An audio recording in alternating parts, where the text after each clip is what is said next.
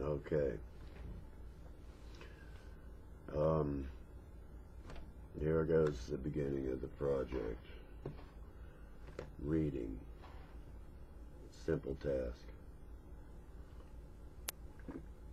but one that may be helpful, especially since the writing was helpful. The reading that I did was helpful. So maybe I can read to others. Overcoming Sin and Temptation by John Owen.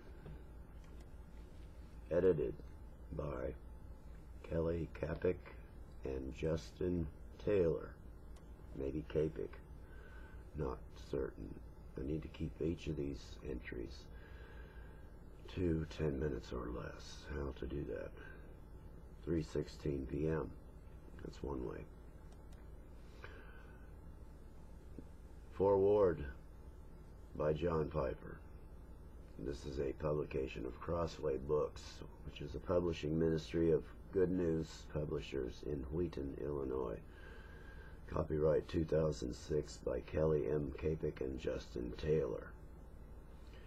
Now I'm going to switch on past. This volume is dedicated to our children, Jonathan Taylor Capick and Margot Monroe Capick, and Clara Lucille Taylor and Malachi Xavier Taylor. Incredible gifts from God. Blank page. Contents I shall not read at this moment. There are many contents. This is true. Sometimes I'll make an aside, I suppose. Shall I read the foreword? Yes. I rejoice at this publication of John Owen's works on the nature of our battle with sin. It is the kind of thinking we need. Therefore, I thank God for Kelly Capick and Justin Taylor. They have done a good service for the church. I hope teachers and pastors will help their people benefit from this book.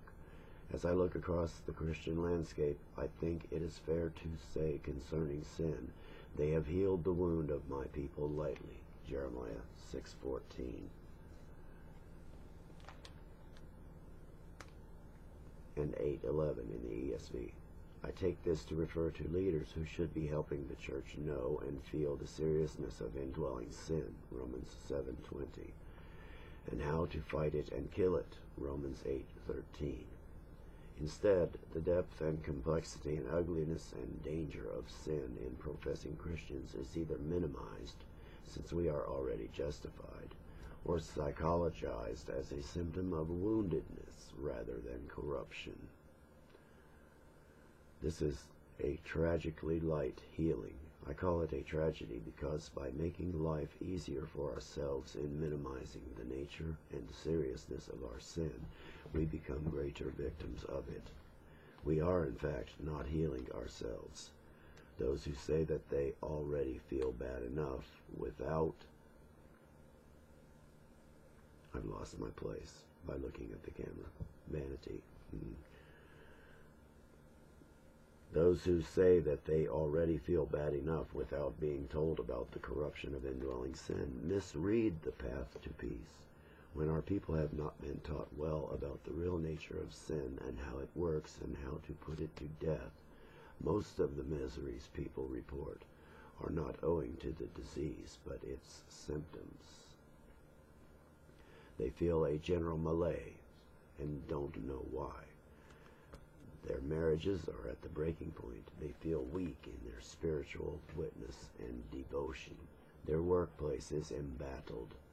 Their church is tense with unrest. Their fuse is short with the children, etc. They report these miseries as if they were the disease, and they want the symptoms removed. We proceed to heal the wound of the people lightly. We look first and mainly for circumstantial causes for the misery, present or past. If we're good at it, we can find partial causes and give some relief, but the healing is light. We have done the kind of soul surgery that is possible only when the soul doctor knows the kind of things Owen talks about in these books. and when the patient is willing to let the doctor's scalpel go deep. What Owen offers is not quick relief, but long-term, deep growth in grace that can make strong, healthy trees where there was once a fragile sapling. I pray that thousands, especially teachers and pastors and other leaders, will choose the harder, long-term path of growth, not the easier, short-term path of circumstantial relief. The two dead pastor theologians of the English-speaking world who have nourished and taught me most are Jonathan Edwards and John Owen. Some will say Edwards is unsurpassed. Some say Owen was the greater. We don't need to decide. We have the privilege of knowing them both as our friends and teachers. What an amazing gift of God's providence that these brothers were raised up, and that hundreds of years after they have died we may sit at their feet. We cannot properly estimate the blessing of soaking our minds in the Bible-saturated thinking of the likes of John Owen. What he was able to see in the Bible and preserve for us in writing is simply magnificent. It is so sad, a travesty, I want to say, how many Christian leaders of our day do not strive to penetrate the wisdom of John Owen, but instead read books and magazines that are superficial in their grasp of the Bible. We act as though there was nothing extraordinary about John Owen's vision of biblical truth, that he was not a rare gift to the church. But he was rare. There are few people like this whom God raises up in the history of the church. Why does God do this?